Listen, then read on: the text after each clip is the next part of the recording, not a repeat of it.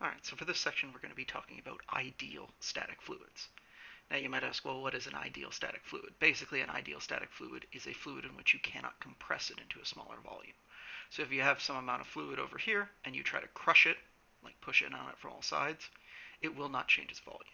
In terms of the bulk modulus that we've talked about, we're going to assume that the bulk modulus of our fluids is effectively infinite. And what that means is any pressure won't cause a change in volume. Now, we're going to be dealing with a lot of problems involving this system, involving fluid flow, but this is the general idea. And ideal static fluids have a number of nice properties. Number one, because they can't be compressed, if you take some fluid and shove it in one end of the pipe, the same amount of fluid will come out the other end of the pipe because we can't change the volume.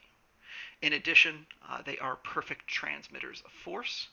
So if you take a column of fluid and you push on it with a particular force on one end, the force will actually be transmitted through the fluid and will push out the other side. This is basically how hydraulics work. There's a pump or something on one end that pushes the fluid in the hydraulics, and that force and pressure is transmitted out the other end. And this works for all sorts of things, such as, applied forces. If you're under the sea, this ideal fluid approximation is used to transmit the pressure that you would feel as you go deeper into the water, all sorts of things. But in terms of all the fluids that we're going to be dealing with, they're all ideal. So you can't change their volume, thus using their density is going to be a convenient thing for us to deal with. And two, they're going to perfectly transmit force from one end to another. Now you might ask, well, how accurate is this? No real fluid is ideal.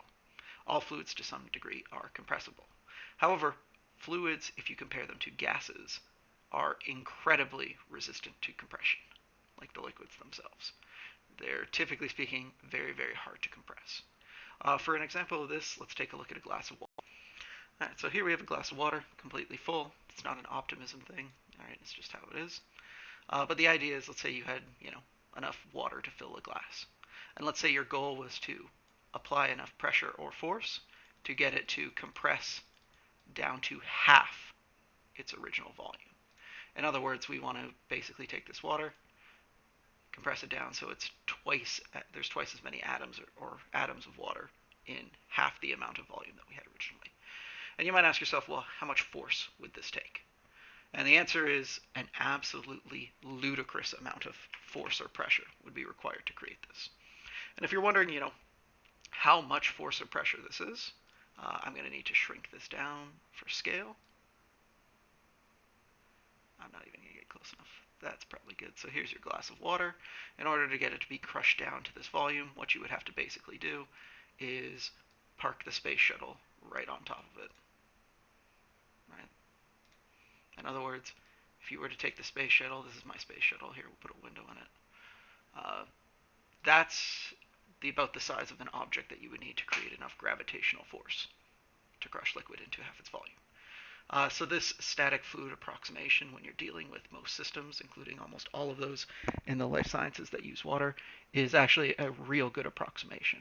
And you shouldn't be worried too much about it unless you are going to, some extreme instances, such as, an ultra high speed centrifuge. Not that you use most of those in biology.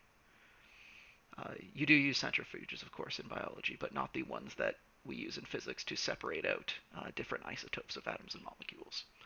So ideal static fluid cannot be compressed and transmits force perfectly from one end to another. And it's a reasonable approximation for almost all living systems.